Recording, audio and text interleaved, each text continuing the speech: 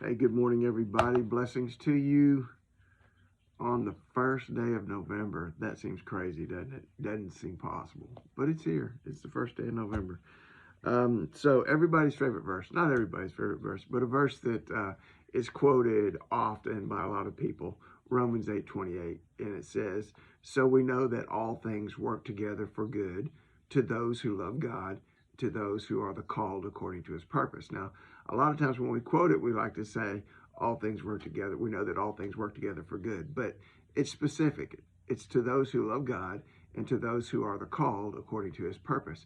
And in essence, I think what that's saying is those people who have completely surrendered their life to Christ, they have surrendered their life to God, they have taken their lives and everything about it and they've placed it into God's hands, then they can have confidence in the fact that God is going to work everything out for their good. So the only reason I brought that's not even the verse I want to use today, but the reason I brought that verse up is because I think I found the Old Testament version of Romans 8:28, and I just thought I'd share it with you today.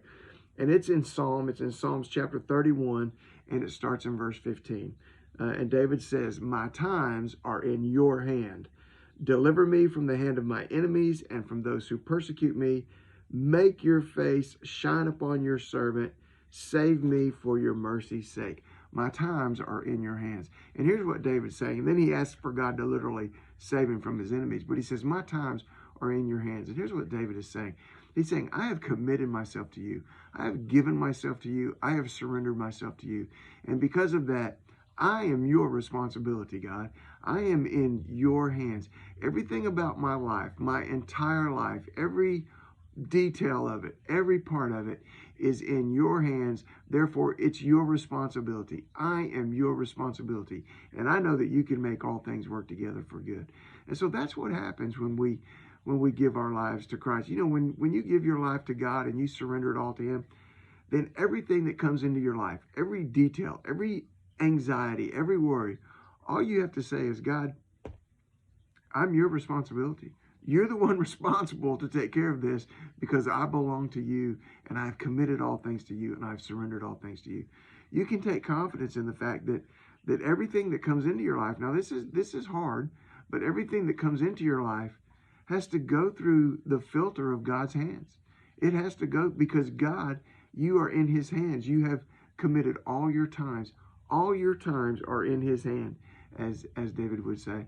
And so I can accept that in anything, even difficulty that comes into my life. If it's had to pass through God's hand first, then I can accept it and I can by faith trust him and go with him. So surrender yourself to God. And then he says, verse 16, he says, make your face shine upon your servant. He says, God, make your face to shine upon me.